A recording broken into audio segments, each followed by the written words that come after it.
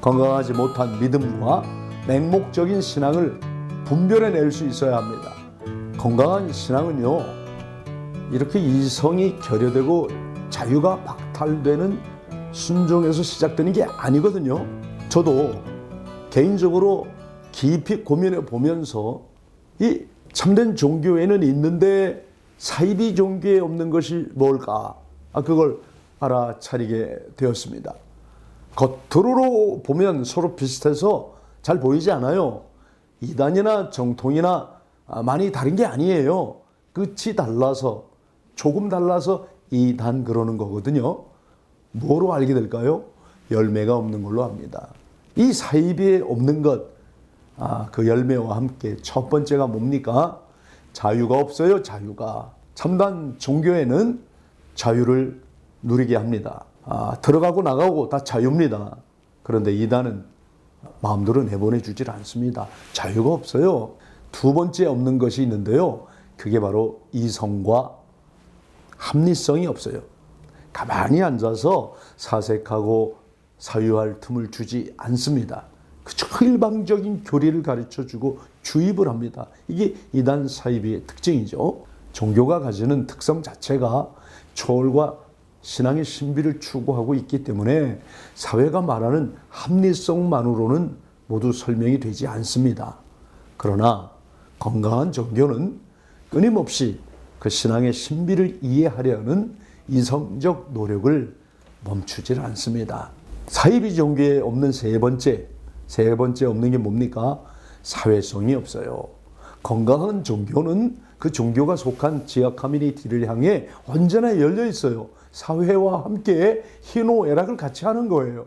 그러나 이 사이비 집단은요, 사회와 문을 닫아 걸고 자신의 공동체만이 안전하고 자신들만이 진리를 소유하고 있다고 말하는 거예요. 올리라고 그러는 거예요. 올리 아닙니다. 나와 생각이 다를 뿐, 저분 참 오라, 저분 참 귀한 분이야.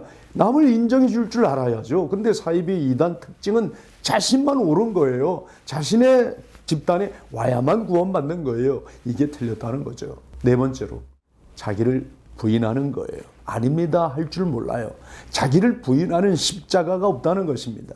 이 십자가가 있어야 부활이 있는 것인데 자기를 부인하고 자기 십자가를 지는 겸손, 이것이 없는 거예요.